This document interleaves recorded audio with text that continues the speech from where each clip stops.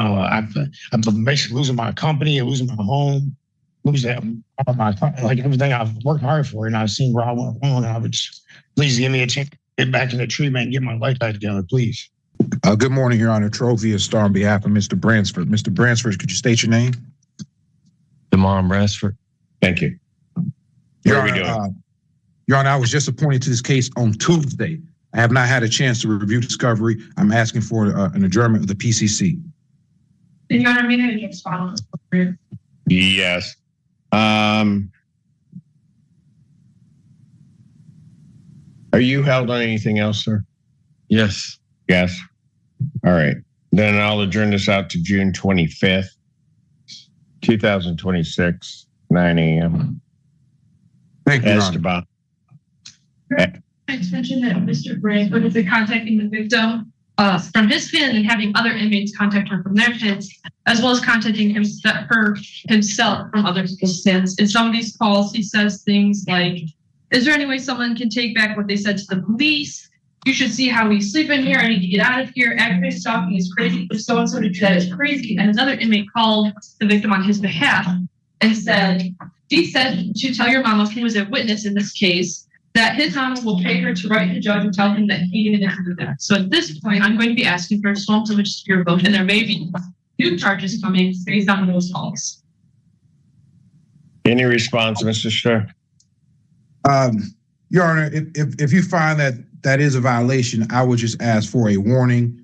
Normally, I believe that's what happens on the first occasion. Mr. Bransford is in custody. He's not going anywhere anytime soon. So if there is a violation here, I would ask a bond violation. I would ask for a warning.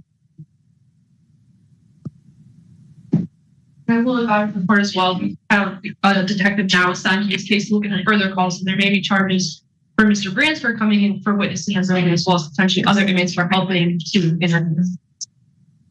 Okay. At this point, and subject, and if Mr. Starr, if you wish to have a hearing, I'm going to, at this time, given those allegations, revoke the defendant's phone privileges as well as texting privileges. This is an important procedural decision that can easily be overlooked. Judge Simpson is not determining guilt here. He's responding to allegations that, if true, could threaten the integrity of the judicial process itself. Prosecutors have described repeated attempts to contact the alleged victim and even suggested that other inmates were used to communicate on the defendant's behalf. Whether those allegations ultimately lead to additional charges is a separate question, but they immediately raise concerns about witness intimidation and interference with pending proceedings. Notice that the defense does not directly deny the reported phone calls. Instead, counsel asks the court to treat this as a first-time violation deserving only a warning. That is a strategic choice. Rather than disputing facts they may not yet be prepared to challenge, the defense argues for a less restrictive response. Do you think that approach was the strongest option available? Judge Simpson takes a measured path by limiting communication privileges instead of imposing a broader sanction at this stage. It's a reminder that courts have an obligation not only to protect defendants' rights, but also to safeguard witnesses and preserve confidence in the fairness of the process while investigations continue. All right. Understood, Your Honor. Thank you. Mr. Bransford, I'll come see you tomorrow, okay? All right, thank you. All right. Thank you. For calls case, People versus Kyle Pennell. Good morning, Your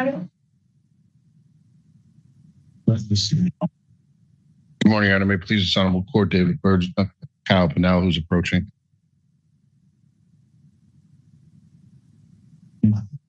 Your name? Kyle Pennell, Your Honor. Thank you. Your Honor, discovery is complete. We're requesting an exam in this matter. Would people have their witnesses available the 16th? We'll do our best, ma'am. Preliminary examination in this matter will be set June 16, 2026, 9 a.m. before Judge Moore. Judge, could I briefly address the issue of bond? Certainly. Thank you, Your Honor. Your Honor, bond's currently set in this matter at $500,000 cash surety. Understanding the serious nature of the charge, Your Honor, I have information that the victim in this case, the alleged victim in this case, not only was potentially the initial aggressor, tried to jump in my client's car. Car was the alleged weapon in this case, Your Honor. His injuries sustained were minimal. I think his toe might have been run over at worst, Your Honor. I have text messages from the complainant. He was at the casino the next night and was released from the hospital hours later. Understand, Your Honor, my client does not have a perfect record, but he's been some time since he's had any issue. He does his fiance, Your Honor, who's pregnant, is present in the court today in support of him. They do both reside. He is employed. I'm asking the court to consider at least a reduction in the current bond, again, set at $500,000 cash surety. Response.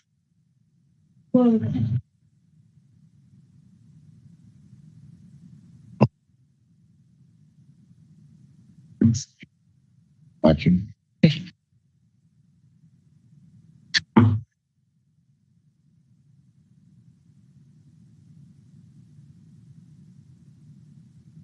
Does he have other, what's his record like? Because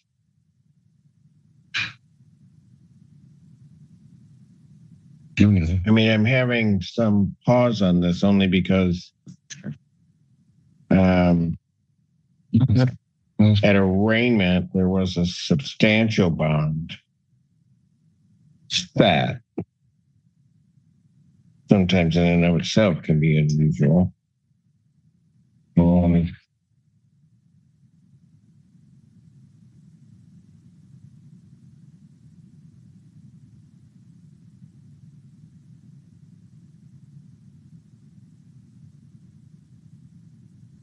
you looking to the criminal history? Well, yeah, for some reason his bond got set at $500,000. No. And Mr. Burgess, properly so, is asking for, in essence, a reduction or his release. But I'm not hearing anything from the people that is telling this court that a $500,000 bond is What I have. appropriate. And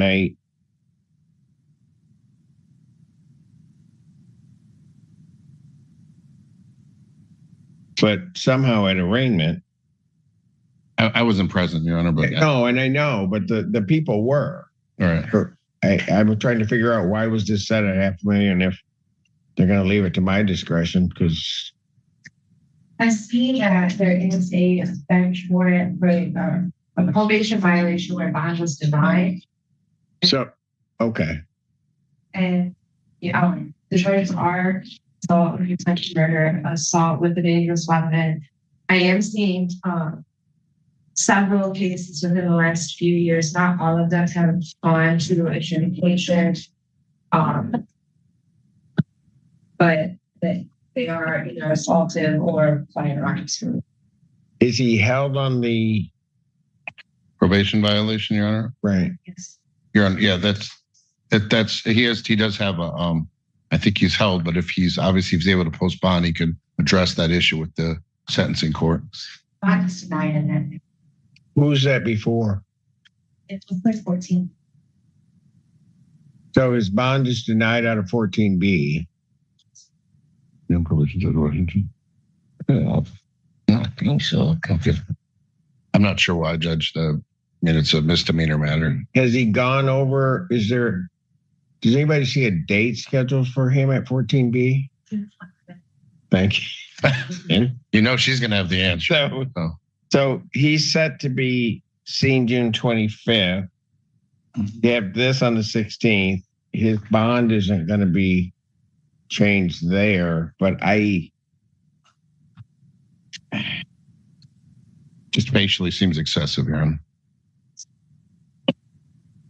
It stopped piling on. Fair enough. This exchange provides an excellent example of how an experienced judge independently evaluates bail rather than simply accepting the amount previously imposed. Judge Simpson openly questions why a $500,000 cash bond was set in the first place, particularly when the prosecution is not presenting additional justification for maintaining that figure during today's hearing. At the same time, the judge isn't ignoring the defendant's criminal history. He carefully reviews the pending probation violation, prior assault-related matters, and the current charges before reaching a decision. Those factors still weigh heavily in the public safety analysis. What changes the discussion is proportionality. Bail is intended to reasonably secure a defendant's appearance in court and address legitimate safety concerns. It is not supposed to become an automatic punishment before trial. Did you notice how the judge repeatedly asked for the legal reasoning behind the original bond instead of relying on assumptions? That questioning signals careful judicial review rather than disagreement for its own sake. Ultimately, reducing the bond while recognizing the seriousness of the allegations demonstrates judicial discretion in action. The court balances the nature of the charges against the actual record before it, showing that every bail decision should be supported by evidence and reasoning rather than momentum from an earlier hearing. I'm going to grant a reduction. I do consider this charge as serious, but he's not going to be going anywhere. It seems at this point. I'll modify his bond. I'll modify it to $100,000 cash surety. Thank you, Your Honor. All right. Thank you. Very well. All right. All right.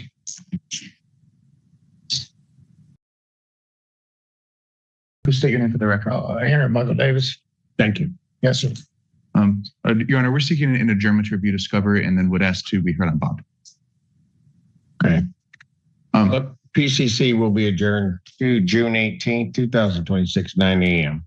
as to bond. Your Honor, Mr. Davis, him and I spoke for about an hour on Monday. He stated to me that he had been doing well, but then in December, he stopped taking his meds, stopped going to his psychiatrist, stopped following the 12 steps, going to AA meetings, and ultimately relapsed in February. He does have another case out of Oakland County where he has been sentenced to a year in custody. In that case, he does have a release to a locked door inpatient facility in Flint. So we would be asking for a release to treatment in this case as well. Response. So the next case out of Oakland is a domestic violence case with a different victim that occurred 2 days after this case. If the court was inclined to send him to treatment, I would be asking for a tether given the seriousness of the charges and the fact that he is currently under sentence for another domestic violence case.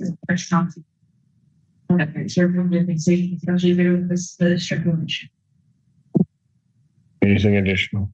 Your Honor, Mr. Davis has indicated to me that he would accept a tether. Well, right, but you're asking for his release. I have some concerns about his release. What does he have something in place regarding his medication protocol? I'm back on medication. I'm back on medication too, Your Honor. I'm back on psych medications. I'm back on my medications and stuff too. Okay, but how's that?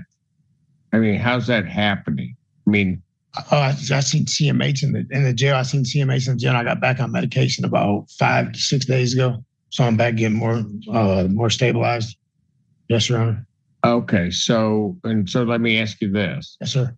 If you were released, what things do you have in place to make sure that you're going to stay on that course? I'm going to go back to my recovery therapist. My mom just talked to my mom's in the courtroom back there. She just talked to my recovery therapist yesterday at New Path. I've been seeing them. I'm going back to my psych, Robert Hughes at GHS, which used to be called CMH in Flint. Back to my social worker, David. Back to working the 12 steps. I've been back doing it on my own myself already. After my 6th time, I've been doing the 12 steps in the last 3.5 years. I relapsed for 1.5 months.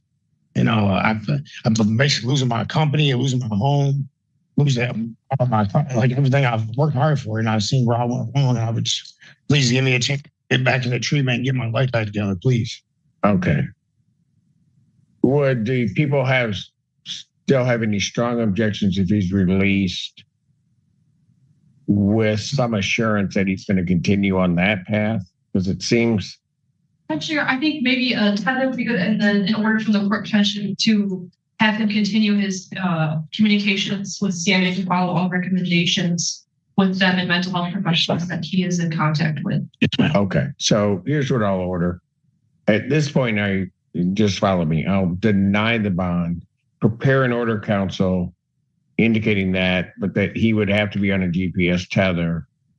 And I would agree with the people that he would have to follow the orders and recommendations of CMH here in Washtenaw, as well as the ones in, Genesee County? Yeah, yep. Yes, sir. All right.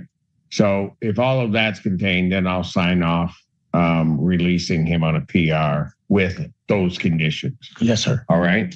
Sir, Okay. Your Honor. Thank you. Court does call the case of the people of the state of Michigan versus Simpson. And then we have people. Brenner stepped out. All right. While we're waiting for him to come back, can counsel approach, please?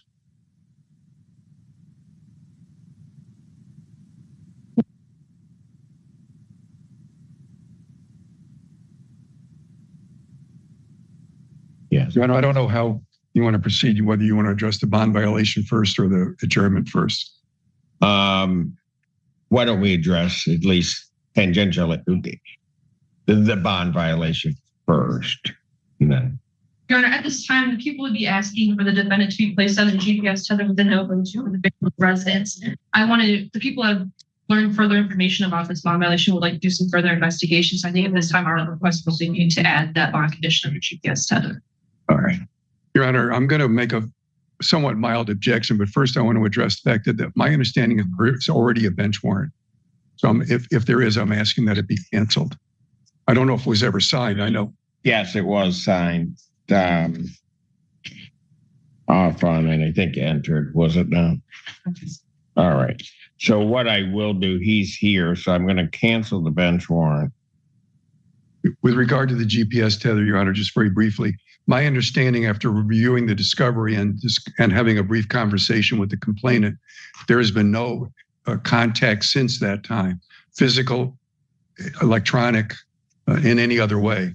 So I don't know that a GPS tether is really necessary in this situation. And there was no allegation, even in the bond violation, that there was any physical contact. It was the leaving of a voicemail message. Since I'm adjourning this and accommodating schedules, I will adjourn the probable cause conference to July 2nd, 2026, 9 a.m. With reference to bond, I will cancel the bench warrant. I'll reinstate bond with the previous condition, with his conditions. I will add a BS location correct together with an exclusion zone for the victim's residence. But no curfew or anything of that nature. No curfew. Okay. All right. Thank you, Your Honor. Thank you. Across these hearings, one theme stands out. Judge Simpson consistently focuses on managing risk while protecting the fairness of the judicial process. None of these rulings decide whether any defendant is guilty or innocent. Instead, each decision addresses what conditions are appropriate while the cases continue through the court system. In the first matter, allegations of witness contact resulted in immediate restrictions on communication privileges because protecting witnesses is essential to preserving reliable evidence. In the second, the court demonstrated that even serious charges do not automatically justify every bail amount. Judge Simpson carefully examined the record and required a reasoned basis before modifying what appeared to be an unusually high bond. Finally, in the later cases, the judge balanced rehabilitation against community safety by imposing structured release conditions, including GPS monitoring and ongoing compliance with mental health and treatment recommendations, while also tailoring bond conditions to the facts presented regarding alleged violations. What lessons should viewers take from these hearings? Courtrooms are rarely driven by emotion alone. Judges constantly weigh competing legal principles: public safety, constitutional rights, credibility, procedural fairness, and the specific facts available at that stage of the case. Small details, like how attorneys frame an argument or whether evidence supports a requested restriction, can significantly influence the outcome. If you found this case as shocking as we did, make sure to hit that like button, share your thoughts in the comments, and don't forget to subscribe for more jaw-dropping courtroom breakdowns.